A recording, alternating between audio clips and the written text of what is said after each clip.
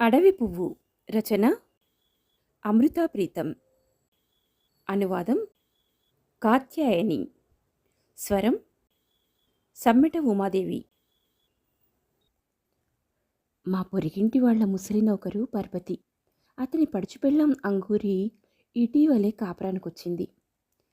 అతనికిది రెండో పెళ్ళి. మొదటి భార్య 5 ఏళ్ల కిందటే చచ్చిపోయింది. ఆమె కర్మకాండలు చేయటానికి గ్రామానికి వెళ్ళినప్పుడే అంగూరి తండ్రి పరిచయమై తన కూతురినిచ్చి పెళ్లి చేశాడు.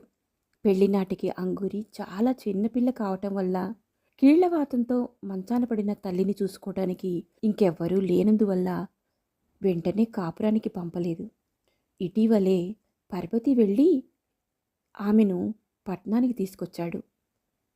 యజమానులిచ్చిన చిన్న గదిలో వాళ్ల కాపురం. వచ్చిన కొన్నాళ్ల దాకా అంగూరి ఎప్పుడూ మేలిముసుగుతోనే కనపడేది. ఇప్పుడిప్పుడే దాన్ని తొలగించి బయటికొస్తోంది. ఆ పిల్ల మాట్లాడుతుంటే ముఖమంతా చిరునవ్వుతో కళకళలాడిపోతుంటుంది. ఆ ముఖాన్ని చూడటం ముచ్చటగా అనిపించి ఏదో ఒకటి మాట్లాడిస్తుంటా. నీ పాదాలకున్నవి అవేమిటి అంగూరి? మువ్వలు పట్టాలమ్మా. కాలివేళ్లకున్నవి మట్టెలు, బిచ్చియా అంటారు. ఈవేళ వడ్డానం పెట్టుకోలేదేం? బాగా బరువైపోయింది. అయినా రేపు పెట్టుకుంటానులేండి. నా గొలుసు కూడా తెగిపోయింది, బాగు చేయించుకోవాలా. ఇలా సాగేది మా సంభాషణ. తన వెండి నగలన్నింటినీ అలంకరించుకుని అందరికీ చూపించటం ఆ పిల్లకు మహా ఇష్టం. ఎండాకాలం వచ్చింది. వాళ్ళ గదిలో ఉక్కపోతగా ఉంటోందని మా వాకిట్లో వేప చెట్టు కిందికొచ్చి కూర్చుంటోంది అంగూరి. ఓ రోజు నేను అక్కడే కూర్చొని చదువుకుంటూ ఉంటే దగ్గరికొచ్చింది. ఏం చదువుతున్నారు బీబీజీ? నీకు చదవాలనుందా? నాకు అస్సలు రాదుగా. ఎందుకు నేర్చుకోలేదు? ఆడాళ్ళు చదవటం పాపం కదమ్మా. మగవాళ్ళకి లేదు పాపం? అబ్బే, వాళ్ళకేం కాదు. మరి నేను చదువుతున్నాగా, నేను పాపం చేసినట్టేనా? అయ్యయ్యో, బస్తీ ఆడవాళ్ళకేం కాదులేమ్మా. పల్లెటూరి అమ్మాయిలు చదివితే తప్పు కానీ. అంగురి కంగారు చూసి నవ్వేశా. తాను శృతి కలిపింది. వాళ్ళ ఊళ్ళో నేర్చుకున్న విషయాల మీద, పెద్దవాళ్ళు చెప్పిన మాటల మీద ఆమెకు తిరుగులేని విశ్వాసం. ఇక తనతో వాదించి లాభం లేదు. తన ఊరు, పచ్చటి పొలాలు, తల్లిదండ్రులు, అక్కా చెల్లెళ్ళు, ఇలా ఎందరినో ఎన్నింటినో తన కబుర్లతో నాకు పరిచయం చేస్తుంది అంగూరి. ఆడపిల్లలు పెళ్ళయ్యేదాకా ఏ మగాన్ని కన్నెత్తి చూడకూడదని, చూస్తే పాపం చుట్టుకుంటుందని వాళ్ళ గ్రామంలో చెప్పారట. కనీసం పెళ్లి చేసుకోబోయే కుర్రాన్ని చూడొచ్చా? అది తప్పేనా అడిగాను. తప్పే మరి. ఎప్పుడు ఏ అమ్మాయి చూడనే చూడదా? అంగూరి కాస్త ఆలోచనలో పడింది. ఎవరినైనా ప్రేమించిన అమ్మాయిలు చూస్తారనుకోండి అంది చివరికి. మీ ఊరి అమ్మాయిలు ఎవరన్నా ప్రేమలో పడ్డారా? అప్పుడప్పుడు. ప్రేమించడం కూడా పాపమేనా ఏం? పాపం కాదు మరి, ఘోరమైన పాపం, భయంగా చెప్పింది. ఆ సంగతి తెలిసి కూడా ఎందుకు ప్రేమిస్తారంటావు? కావాలని ప్రేమిస్తారేంటమ్మా? మగాళ్లే అమ్మాయిలకు మందు పెడతారు. దాంతో వాళ్ళ మీద ప్రేమ పుట్టేస్తుంది. ఏంటా మందు? ఏదో పువ్వు అడవిలో దొరుకుతుంది. దాన్ని మిఠాయిలోనో పాన్లోనో చుట్టి తినిపిస్తారు. ఇంకా ఆ అమ్మాయి ప్రపంచంలో ఏ మగాన్ని ప్రేమించదు, అతన్ని తప్ప. నిజంగానా? నిజం, నా కళ్ళతో చూసా. నా దోస్తు ఓ పిల్ల ఉండేది. దానికి ఓ కుర్రాడు అడవి పువ్వు తినిపించాడు. మత్తిపోయి వాడితో లేచిపోయింది. ఆ అమ్మాయి అడవి పువ్వు తిన్నదని నీకెలా తెలుసు? బాగా తెలుసు, బర్ఫీలో పెట్టి తినిపించాడు.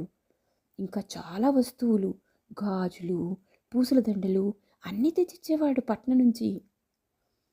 అవన్నీ బహుమతులు కదా. అడవి పువ్వేదో తినిపించాడంటావేం?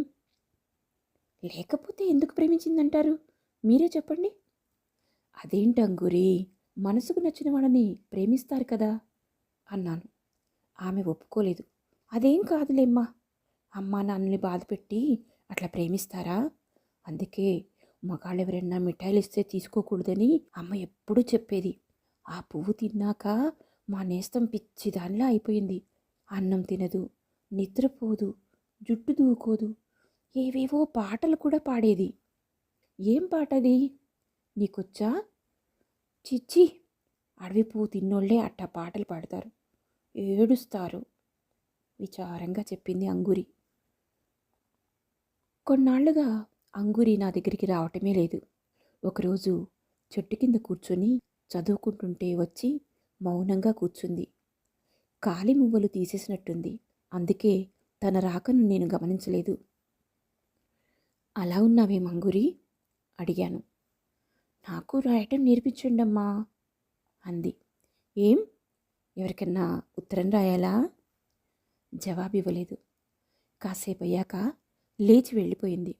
ఆ సాయంత్రం ఒంటరిగా చెట్టు కింద కూర్చుని ఉండడం చూసి దగ్గరికి వెళ్ళా. నా రాకని గమనించకుండా ఏదో పాట పాడుతోంది.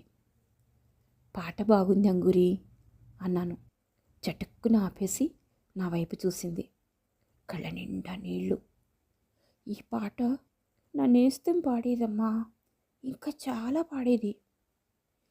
ఇంకో పాట పాడరాదు? నా మాట వినిపించుకున్నట్టే లేదు.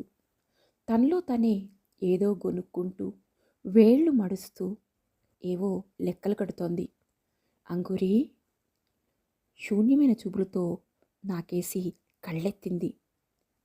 తన భుజం చుట్టూ చేయి వేశాను. ఆమె శరీరం సన్నగా వణుకుతోంది. జాలి, ప్రేమ పొంగుకొచ్చాయి నాలో. నా చిట్టి తల్లి, ఏమైంది నీకు? అడవి పువ్వు కానీ తిన్నావా ఏంటమ్మా అని అడగాలనిపించింది. బలవంతంగా ఆపుకుంటూ అన్నం తిన్నావా అన్నాను. పర్వతి యజమానుల ఇంట్లోనే భోజనం చేస్తాడు. తాను ఒక్కతే వండుకుంటుంది. వండుకోలేదమ్మా. చాయ్ అయినా తాగావా లేదా? ఇవాళ పాలు లేవు కదమ్మా, మేం పాలు పోయించుకోం. ఆ రామ్ తార పట్టుకొస్తాడు రోజు. రామ్ తార అంటే మా కాలనీ చౌకీదారు. రాత్రంతా మేలుకొని కాపలా ఉంటాడని మేమందరం ఛాయ్ ఇస్తుండేవాళ్ళం. ఈ మధ్యన అతడు మా ఇళ్లకు ఛాయ్ తాగడానికి రావడం లేదు. అంగురి కాపురానికి వచ్చినప్పటి నుంచి రామ్ తార రోజు పాలబ్బాయి దగ్గర కాసని పాలు కొనుక్కొని అంగురి వాళ్ళ గదికి పట్టుకెళ్తాడు. ఆమె వాటితో ఛాయ్ పెడుతుంది. పర్వతి, రామ్ తార, అంగురి కలిసి ఛాయ్ తాగుతారు. ఈ విషయాలన్నీ నాకు గుర్తుకొచ్చాయి. 3 రోజుల కిందట రామ్ తార వాళ్ళ ఊరికి వెళ్ళాడని కూడా గుర్తుకొచ్చింది. బాధ, జాలి కలగలిసిన నవ్వొకటి నా పెదాలపై కదిలింది.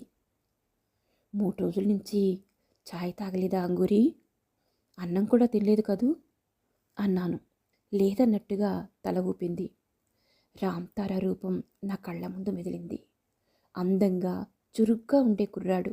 మాట్లాడుతూ ఉంటే అతని కళ్ళు నవ్వుతూ ఉంటాయి. మంచి మాటగారి కూడాను.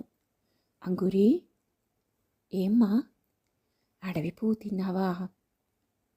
వెక్కిళ్ళు పడుతూ ఏడవసాగింది అంగురి. మీ మీద ఒట్టమ్మా, నేనెప్పుడూ అతని దగ్గర మిఠాయి కానీ పాన్ కానీ తిననే లేదు. ఉత్తి ఛాయ్ తాగానంతే. ఛాయ్లోనే కలిపాడేమో. అంగురి మాటల్ని వెక్కిళ్ళు మింగేశాయి. మూలం వైల్డ్ ఫ్లవర్. అనువాదం కాత్యాయని.